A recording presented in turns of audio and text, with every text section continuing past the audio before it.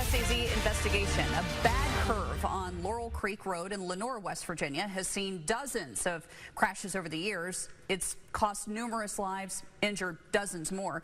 WSAZ's Charlie Roth has more about the fight for safeguards to prevent more deaths. On August 1st, Zariq Hardy left his girlfriend's home in Lenoir, West Virginia. A few minutes later, Zariq mistook a curve. His car crashed into a tree, then fell into the creek on the side of the road. Zariq died from his injuries. He was 27 years old. Zariq's girlfriend Amber won't let herself forget that day. In the nearly 2 months since the accident, she says she's visited the spot at least every other day. Her kids even left a toy for Zariq on the tree where he crashed.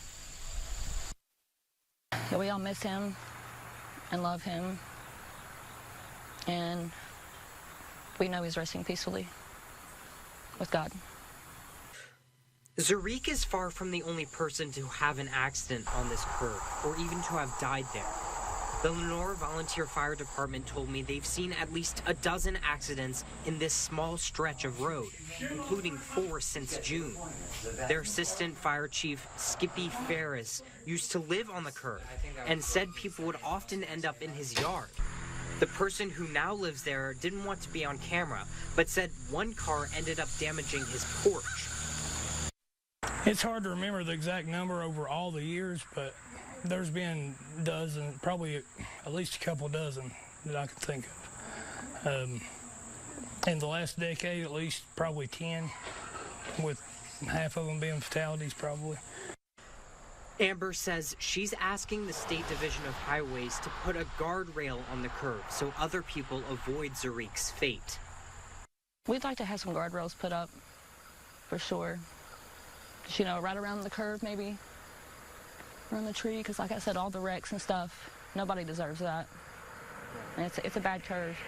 Skippy says that guardrails would absolutely save lives. He also said his suggestion would to be cutting into the hill and making the curve less steep. One life's worth more than any amount of money to me, I think. If you could save somebody's life, spend $20,000 cutting the road out, you know, be well worth it, I think. Zariq isn't even the only of Amber's loved ones to crash on the curve. Just a short distance away from the spot where Zariq crashed is where Amber's mother, Belinda, crashed nearly 25 years ago. Belinda survived, but Amber says she still has to have operations because of her injuries. You know, hopefully maybe save somebody else's family member, struggle from the grieving. And there's been so many car wrecks here. We asked the Department of Highways about the request for a guardrail, why or they would or would not put a guardrail in place, and what factors go into that decision. We've not heard back from them. All right, Charlie, we know you'll keep trying. Thank you very much. Now, we also asked for statewide vehicle crash data to see if there are other hot spots of car accidents. We'll let you know when we get that data and what we find.